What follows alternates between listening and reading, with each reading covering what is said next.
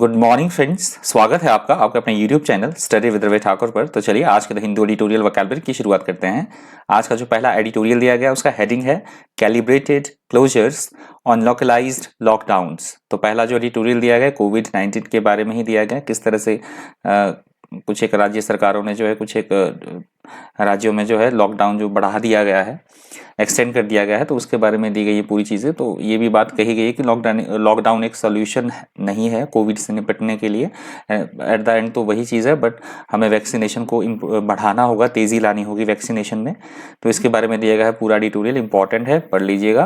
पहला जो वर्ड है आज का वो है सेसेशन। सेसेशन यहाँ पे नाउन की तरह यूज हुआ है। सेसेशन का मतलब होता है किसी भी चीज में विराम होना, ठहराव होना या अंत होना किसी चीज का। विराम, ठहराव या अंत, स्टॉप हो जाना किसी चीज का, उसे बोला जाता है cessation. The cessation of something is the stopping of it, that is called cessation. Synonyms देख लीजिए, termination, stop, discontinuation, halt. Termination, stop, discontinuation, halt. Antonyms है action, beginning, continuation, reunion. Action, beginning, continuation और reunion इसके antonyms हैं cessation word के। Example देख लीजिए, the first signs of ill health are the cessation of rumination and drop in milk yield. तो ये जो बात मैंने एग्जाम्पल दिया है, ये पशुओं का एग्जाम्पल लिया गया है कि उनकी जो अस्वस्थता कारण पशु की पहले साइंस क्या होते हैं। अगर पशु अस्वस्थ हो जाता है तो उसके सिम्टम्स, उसके संकेत क्या होते हैं कि वो रूमिनेशन, वो जुगाली जो करता है, जुगाली जिसे खाते रहते हैं ना पशु बाद में, जुगाली, उसे ये नया वर्ड आपके लिए रूमिनेशन। तो वो जुगाली करना बंद कर देगा और जो उसके मिल्क देने की क्षमता है वो भी कम हो जाएगी। वो जो जितना वो मिल्क देता है, दूध देता है पशु, उसमें कमी आ जाएगी। अगला हमारा शब्द है वेग। वेग यहाँ पे एडजेक्टिव की तरह यूज हुआ है। वेग का मतलब होता है ऐसी कोई स्थिति, ऐसी कोई बात जिसके बारे में स्पष्ट रूप से कुछ ना कहा जाए, अस्पष्ट होना, धुंधला होना या फिर अनसर्टेनिटी होना किसी चीज में, उसे बोला जाता है vague. If something written or spoken is vague, it does not explain or expresses things clearly, that is called vague. इसके सिनोनिम्स है अनक्लियर, इनडेफिनिट, हेजी और ऑब्सक्योर। अनक्लियर, इनडेफिनिट, हेजी और ऑब्सक्योर इसके एंटोनिम्स हैं क्लियर, डेफिनेट, स्पेसिफिक और certain. Clear, definite, specific और certain. Example देख लीजिए, he was very vague about how much money he had spent. कि वो उसे इस बात का मतलब स्पष्ट नहीं था वो इस चीज के बारे में कि उसने कितना जो पैसा है वो खर्च किया, इसके बारे में वो क्लियर, सर्टेन नहीं था। अगला हमारा शब्द है रैंप अप। रैंप अप यहाँ पे वर्ब की तरह यूज हुआ है। रैंप अप का मतलब होता है किसी भी चीज में बड़ी तेजी के साथ वृद्धि होना, बढ़ोतरी होना, उसे बोला जाएगा ramp up. To increase or cause to increase, that is called ramp up. Synonyms देख लीजिए, बिल्ड, इंक्रीज, एक्सिलरेट और build up. Build, increase, accelerate और बिल्ड अप। एंटोनिम्स है वेट, अबेट, अब्रिज, ब्लॉक और cease. Wait, abate, abridge, block और cease इसके antonyms हैं ramp up word के। एग्जांपल है the foreign trade is ramping up. जो फॉरेन का जो व्यापार है, ट्रेड है, वो कैसा, उसमें कैसी क्या हो रही है, बढ़ोतरी हो रही है, वृद्धि हो रही है। अगला हमारा शब्द है माइज्मा, और ये न्यू वर्ड है आपके लिए, ध्यान से देखिएगा। माइज्मा यहाँ वर्ब की तरह यूज हुआ है। माइज्मा का मतलब होता है समस्या एवं कठिनाइयों से किसी तरह से घिर जाना।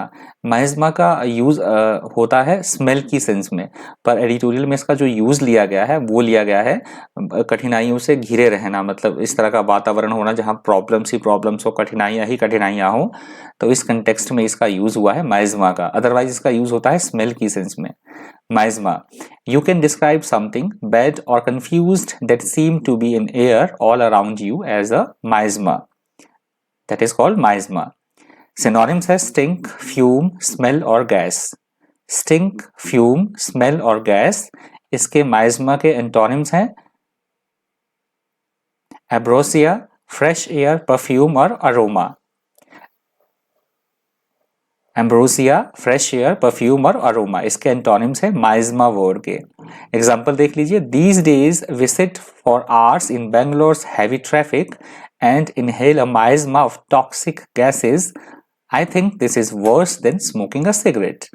तो आजकल हम क्या कर रहे हैं, जैसे बेंगलोर का मैंने एग्जांपल दिया है कि हैवी ट्रैफिक के बीच में हम काफ़ी देर तक बैठे रहते हैं, जिससे कि हम जो मिश्रण है गैसों का, किस तरह की गैसों का मिश्रण है, जो टॉक्सिक गैसेज हैं उसका जो मिश्रण है वो हम ले रहे हैं, जो कि कम नहीं है। किससे कंपेयर किया गया है? जो कि इतना ही नुकसानदायक है जितना कि सिगरेट पीना नुकसानदायक है।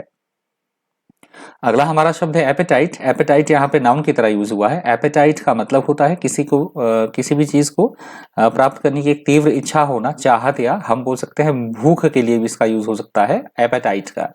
Someone's appetite for something is their strong desire for it. That is called appetite. Synonyms देख लीजिए, hunger, desire, carving और thirst. Hunger, desire, carving और thirst. Antonyms है dislike, aversion, hate और disgust. Dislike, aversion, hate और disgust. इसके antonyms हैं appetite word के. Example है he has a great appetite for work. कि उसे काम करने की बहुत तीव्र इच्छा है, बहुत तेज चाहत है, क्षुधा है। He has a great appetite for work. उसे काम करने की तीव्र चाहत होती है, तीव्र इच्छा होती है। अगला हमारा शब्द है शनिंग। शनिंग यहाँ पे वर्ब की तरह यूज हुआ है। शनिंग का मतलब होता है किसी भी चीज से टलते रहना, बचते रहना, दूरी बनाए रखना, उसे बोला जाएगा शनिंग। If you shun someone or something, you deliberately avoid them or keep away from them. That is called shunning. शनिंग के सिनोनिम्स है अवॉइडेंस, डॉजिंग, साइड स्टेपिंग और evasion. Avoidance, dodging, side stepping और इवेजन इसके सिनोनिम्स हैं। Antonyms हैं इसके inviting और suffering. Inviting और सफरिंग इसके एंटोनिम्स हैं शनिंग वर्ड के। एग्जाम्पल है choose healthy fats over unhealthy fats, की कहा गया है कि हमें जो वसा है हेल्दी फैट्स का यूज करना चाहिए, हमें चुनाव करना चाहिए हेल्दी अनहेल्दी फैट की अपेक्षा हेल्दी फैट का हमें खाने में यूज करना चाहिए, चुनाव प्रयोग करना चाहिए, क्योंकि जो सभी फैट्स है, not all fats should be shunned, सभी फैट को अवॉइड नहीं किया जाना चाहिए। अगला हमारा शब्द है इंपेरेटिव। इंपेरेटिव यहाँ पे एडजेक्टिव की तरह यूज हुआ है। इंपेरेटिव का मतलब होता है ऐसा कोई काम या ऐसा कोई प्रोसेस, ऐसी कोई बात जो बेहद आवश्यक हो, अनिवार्य हो, बहुत ज्यादा इंपॉर्टेंट हो, अत्यावश्यक हो, उसे बोला जाता है imperative. If it is imperative that something be done, that thing is extremely important and must be done. That is called imperative. Synonyms देख लीजिए essential, necessary, vital, obligatory. Essential, necessary, vital, obligatory. Antonyms है minor, unnecessary, needless और trivial. Minor, unnecessary, needless और trivial इसके antonyms हैं imperative word के। Example है it was imperative that he act as naturally as possible. कि ये आवश्यक हो जाता है कि वो एक्ट किस तरह से व्यवहार करे, जैसा वो नेचुरली, जितना वो स्वाभाविक रूप से व्यवहार करेगा उतना ही उसके लिए महत्वपूर्ण है। इट वॉज इम्पेरेटिव, ये बहुत ज्यादा महत्वपूर्ण है कि वो किस तरह से एक्ट करे, किस तरह से व्यवहार करे, जिस तरह स्वाभाविक रूप से वो व्यवहार करे जहां तक पॉसिबल हो सके। अगला हमारा शब्द है अफ्लुएंट। अफ्लुएंट यहाँ पे एडजेक्टिव की तरह यूज हुआ है। अफ्लुएंट का मतलब होता है धनी लोगों से, धनवान, अमीर या समृद्ध होना, संसाधनों की किसी भी तरह से कमी ना होना, तो उसे ऐसे व्यक्ति को बोला जाता है affluent. If you are affluent you have a lot of money, that is called affluent. Synonyms देख लीजिए अफ्लुएंट के वेल्दी, प्रॉस्परस, रिच और मनीड। वेल्दी, प्रॉस्परस, रिच और मनीड। एंटोनिम्स है poor, penniless, impoverished, needy. Poor, penniless, impoverished, needy इसके antonyms हैं हमारे affluent word के। एग्जांपल देख लीजिए cigarette smoking used to be more common among affluent people. Cigarette smoking है वो जो धनवान, अमीर, समृद्ध व्यक्ति होते हैं उनमें कॉमन सी बात पाई जाती है, कॉमन चीज है उनमें सिगरेट पीना। इस तरह से एग्जाम्पल दिया गया है। यहाँ से हमारा दूसरा एडिटोरियल शुरू हो रहा है। दूसरे एडिटोरियल का हेडिंग आप देख ही रहे हैं, rules and rulers on social media curbs. Rules and rulers on social media curbs, तो ये सरकार के बारे में और जो सोशल मीडिया पे कई सारे रिस्ट्रिक्शंस, कई सारे रूल्स उनके ऊपर थोपने की बात कही गई है सोशल मीडिया पे, क्योंकि व्हाट्सएप ने भी अपनी प्राइवेसी पॉलिसी में चेंज किया है। अभी ट्विटर भी न्यूज़ में रहा है, सरकार की और ट्विटर की आपस में तनातनी की खबरें भी अभी न्यूज़ में ही है। अगर आप समाचार सुनते होंगे या देखते होंगे न्यूज़ को, अखबार पढ़ते होंगे यदि आप, तो इसके बारे में दिया गया है पूरा एडिटोरियल। ये बहुत ज़्यादा इंपॉर्टेंट एडिटोरियल है, इसको ज़रूर करके आप पढ़िएगा, इंपॉर्टेंट है ये एडिटोरियल।